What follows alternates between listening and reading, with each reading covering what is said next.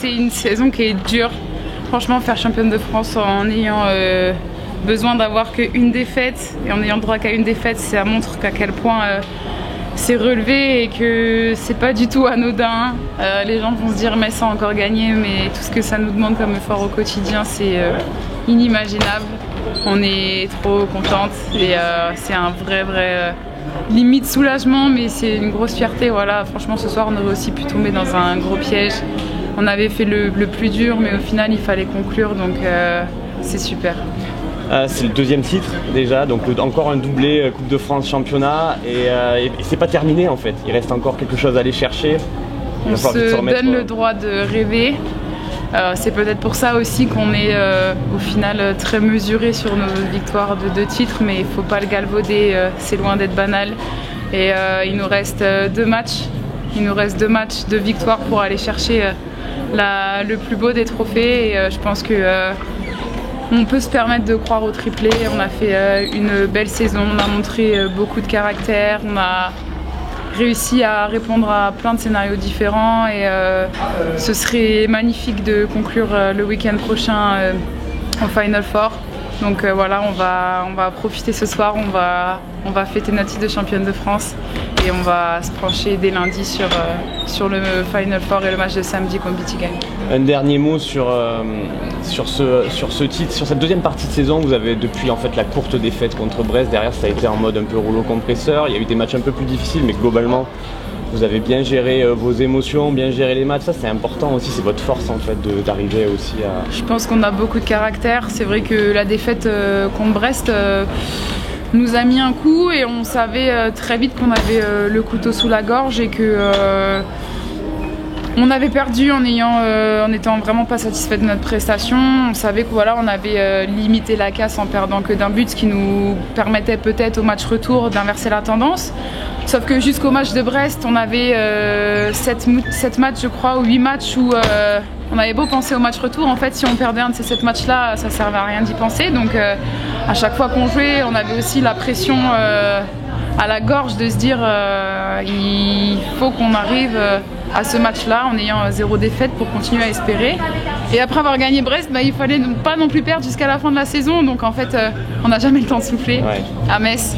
Et cette saison est très relevée. On n'a vraiment eu aussi aucun temps de répit, que ce soit entre la Ligue des Champions, la Coupe de France, le championnat.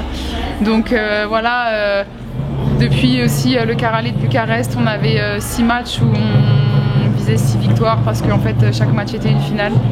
Parce que chaque match nous faisait perdre quelque chose ou gagner. Donc voilà, il nous reste 2 matchs pour aller gagner la Ligue des Champions et je nous le souhaite de tout cœur.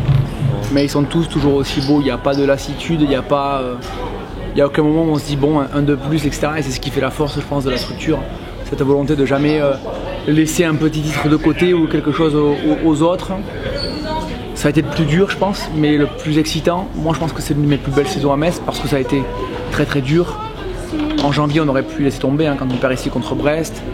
On a joué avec une pression de malade, on savait qu'à chaque faux pas ou au moindre faux pas, on pouvait dire au revoir au titre de champion. On a été bousculé à Dijon, à Nantes ici, à Strasbourg.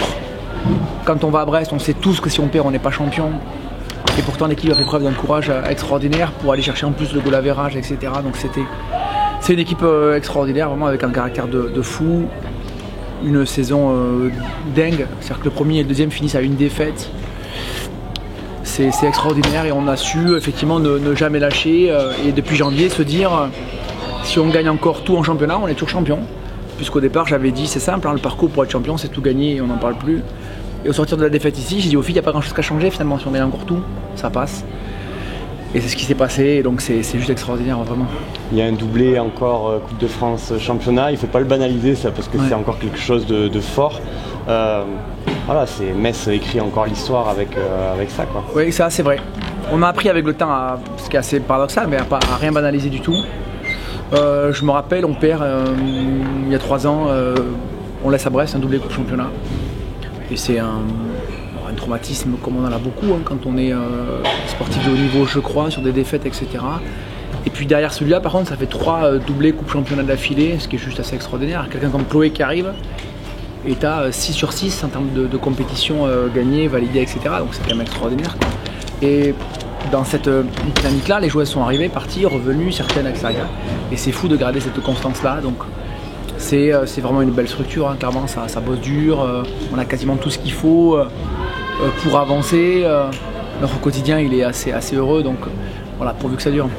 Dernier mot, et combien important avec le week-end prochain, ce Final Four, voilà, c'est la 3e participation de Metz Handball, ça va être un grand rendez-vous, avec j'imagine une envie énorme de jouer. Oui, c'est sûr, c'est 2 matchs en 2 jours, hein. Alors encore une fois on peut passer pour des cons parce qu'au sortir de la première heure on peut déjà se faire sortir, et puis c'est des moments qui sont compliqués parce que franchement aller préparer une 3e, 4e place c'est dur, hein. Pour l'avoir vécu 2 fois, tu te demandes comment tu vas encore avoir envie d'eux, etc. Et puis c'est comme ça, donc on a un objectif qui est énorme sur la première journée, bien sûr, d'abord pour faire un peu mieux et continuer à avancer un petit peu. Voilà, il y a Bietigheim. Bietigheim, c'est assez marrant parce que c'est l'équipe qui est quand même en quart de finale sur l'équipe qui nous a battu 2 fois cette année. La seule équipe qui nous a battu 2 fois, Bietigheim l'a battu, donc je me dis bon ok, ça positionne un petit peu l'adversaire quoi. Mais voilà, on n'est pas plus con que d'autres non plus, on a nos qualités et on va tout faire pour. Ouais, il y a une saison, on a fini champion en étant invaincu. Quand Brest cumule déjà 2 défaites, il y a une saison où on n'avait pas perdu aussi. Donc voilà, celle-là, ça a été la plus disputée, ça a été celle qu'on a attendue le plus, et c'est peut-être la plus belle.